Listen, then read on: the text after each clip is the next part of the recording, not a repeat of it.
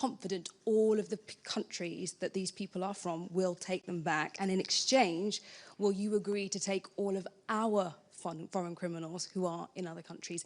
And just secondly, on these Nightingale prisons, if you erect these prisons very quickly, how secure will they be? What kind of criminals would you be securing in these Nightingale prisons?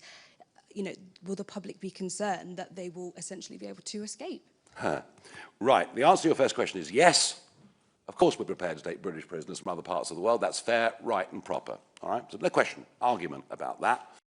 As I say, I'm in talks with Eddie Rama from Albania. In fact, I might even go and visit him over the course of the summer. Perhaps I'll charter a jet and take a load with me. And look, you know, if countries are reluctant to take back their prisoners, well, we'll make it very straightforward. We'll just end travel, we'll end visa restrictions. So we've got plenty of muscle to be able to do this, and that's right and proper, and it's what we should do. That was for existing prisoners. As I say, you know, the secondary consideration would be that you can send a prisoner to serve their sentence in Estonia, and that's going to cost the British taxpayer about 20,000 a year, as opposed to the current 50,000 a year, and I think that would be overwhelmingly popular with the public. On security, look, we're not talking about building high security prisons. What we are talking about is no longer ignoring crimes that are now considered to be petty. We think all crime is serious. So these Nightingale prisons would be for a lower category of offender, but it would send the message that if you commit crime and you're caught and convicted in this country, you will go to prison. And even if it's just for a few months, but you will go to prison. And we think that's absolutely vital and necessary. Thank you very much. Caitlin Dirty from PA.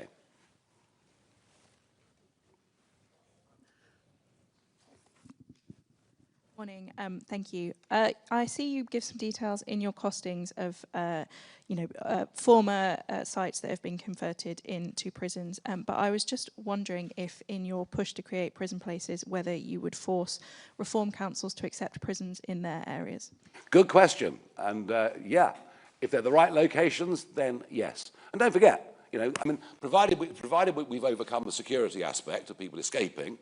Although at the moment, of course, I mean, I was even told the other day by the Chief Inspector of Prisons in this country that up to 10 kilograms in weight of cocaine can now be dropped into prisons using drones.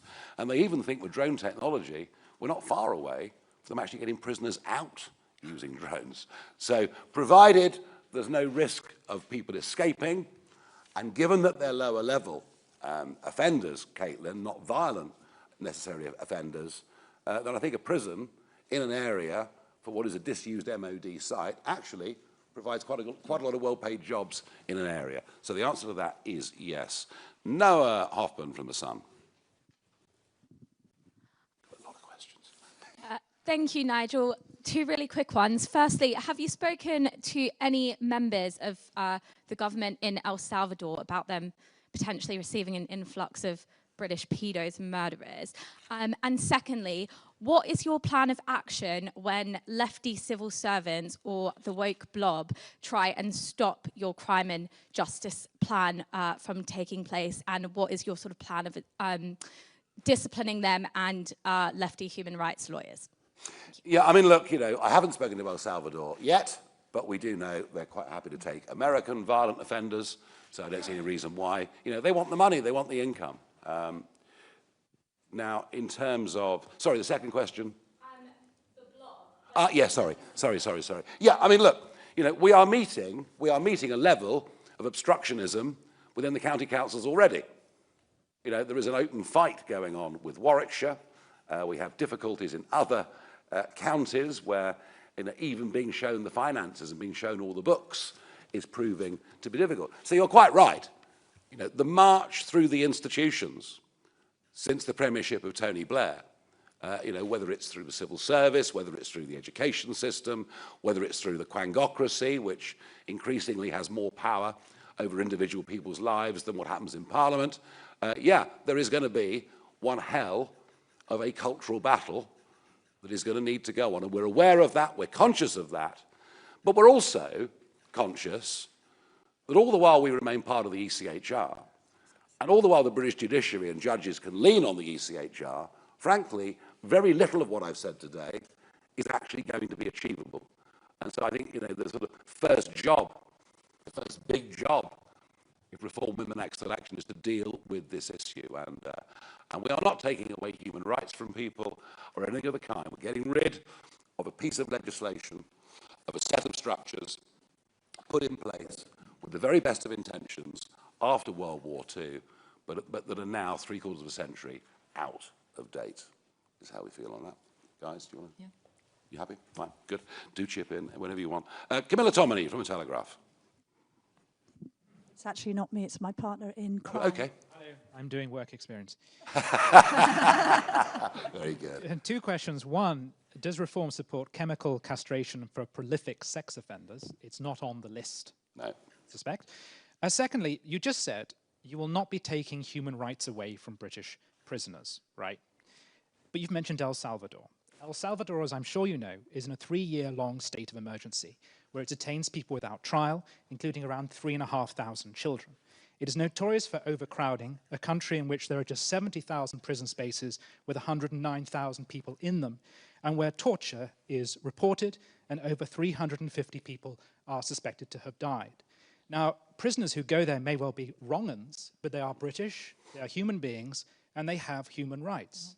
Are you comfortable, if you can get past the lawyers, with sending British people to prisons with those kind of conditions? Okay, we are not going to send people for trial in El Salvador. Let's make that absolutely clear. People will be tried in this country, and El Salvador might be quite an extreme example. But the idea that we could send prisoners to Kosovo, to Estonia, and everything else is a very, very serious proposal.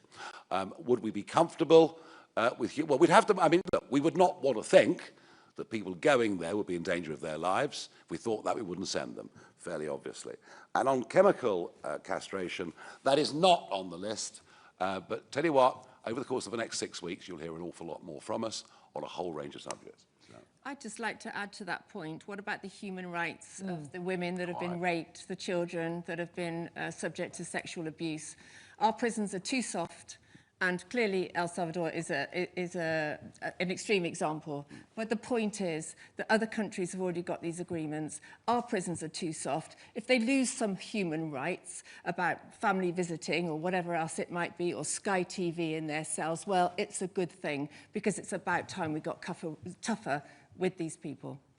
Thank you. Martin Beckford, Daily Mail. Thank you, Nigel. Martin Beckford, Daily Mail. You talked about two-tier sentencing. What would you do with the judiciary? Would you want to replace judges? Would you look at electing judges as they do in some states in America? Thank you. Well, we've got two levels of this, haven't we? We've got judges, we've got magistrates. It's not really about the judges. It's about the sentencing guidelines and the legislation that dictates it. And that's what has to be looked at. To be fair to many of the magistrates I've faced or judges, they're applying the law, and that law was brought in by the Conservatives and Tories, and Labour. The sentencing guidelines allow for a lot of mitigation. As Sarah said, I had one where a publicly paid lawyer stood up and said, "Your Worships, my client has just come from on a boat, and we must appreciate how difficult that must be for him. And because he's illegal, he can't work. So he has to commit crime." And that is the attitude some of the courts, and that is mitigation. And as Sarah said, ADHD, anxiety, these are all mitigating factors where a criminal could avoid prison and just plays the system.